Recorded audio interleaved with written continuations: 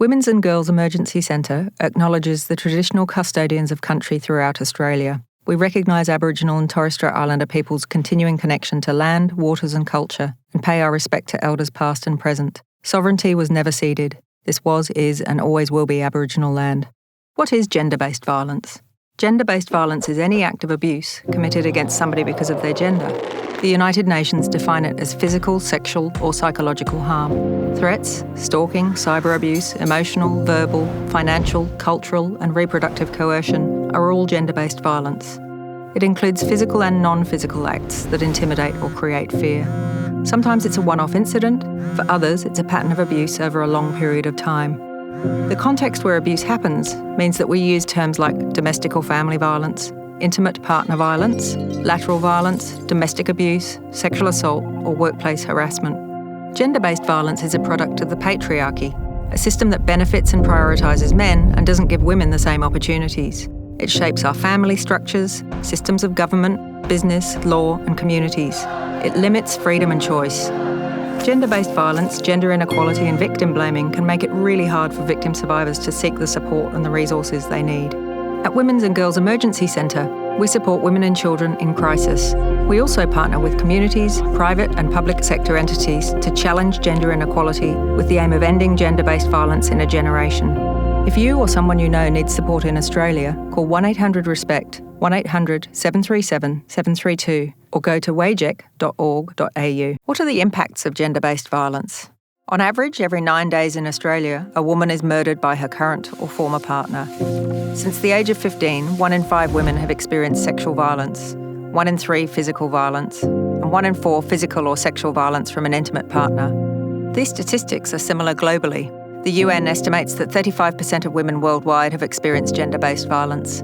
In Australia, First Nations women, women with disability, women from culturally diverse backgrounds, and LGBTQ+ people experience it at even higher rates.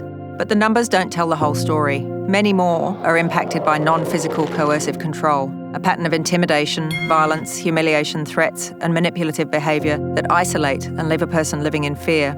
The ripple effects mean children, families, and communities may be impacted too.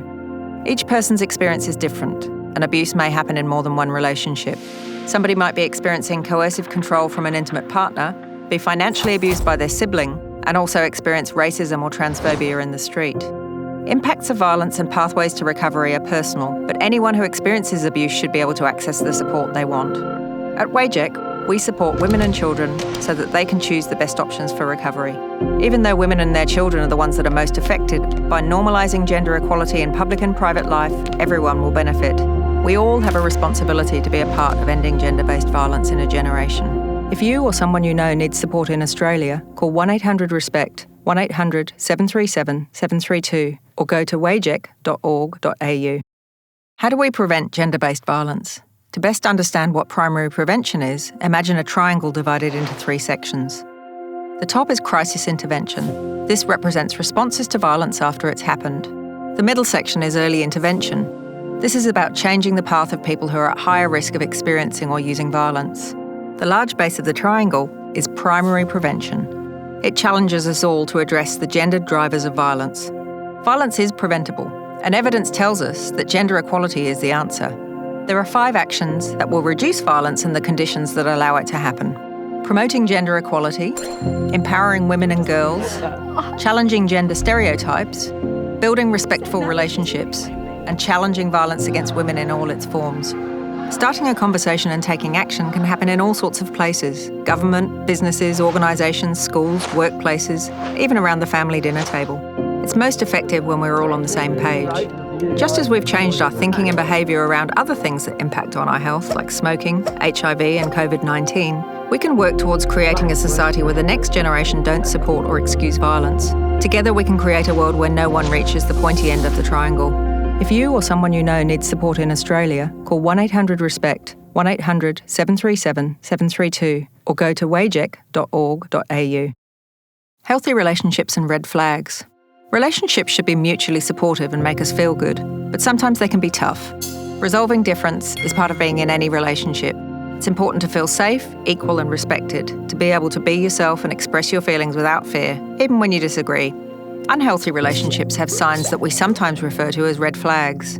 Red flags might be a partner persuading us to do things we don't want to do with our bodies, or telling us how to dress. It's a red flag if a partner is jealous when we spend time with others, or when they check our phones or social media. When a partner makes it difficult for us to spend time with friends or family, stop us from following our religion or cultural practices, tell us what to do or think, these can all be signs of an unhealthy relationship.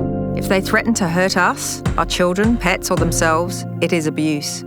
Abusive relationships make us feel isolated and unsafe. In healthy and supportive relationships, we are connected to people outside the relationship. We have our own interests and feel strong and supported.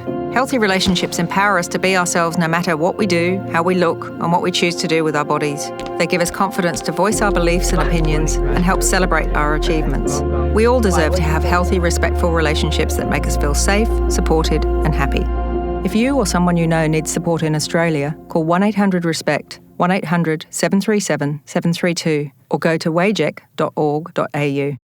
Bystanders and allies. Have you ever witnessed behaviour in the street that made you feel uncomfortable? Or been at home and overheard something happening next door that doesn't seem right? Perhaps you're concerned that a friend is unusually withdrawn. While most of us want to help, we may not know what to do or say. A bystander intervenes when it's safe to do so. An ally checks in with their friend to ask if they're okay. Your response may change depending on the circumstances, your relationship to the people involved, and your ability to intervene safely. Your involvement might be used as an excuse by the abusive person to do further harm. If you witness violence and you don't know the people involved, here are some things to think about as a bystander. Consider whether there's a safe way to approach them as a circuit breaker and connect with the person being abused. You could pretend to be asking directions on the street. If others are around, you may want to get them to step in with you. If it's a neighbour, think about other ways to engage the person being abused. If you're concerned about someone you know, here are some things to remember as an ally. If they share with you that their partner's being abusive, believe them. Listen to what they have to say and don't try to problem solve or give advice. Ask what you can do to help. Don't judge. It can take a number of attempts before someone leaves. Not everyone is able to leave or wants to.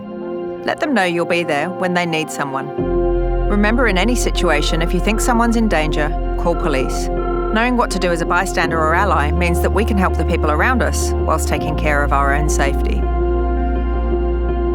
If you or someone you know needs support in Australia, call 1-800-RESPECT, 1-800-737-732, or go to wagec.org.au.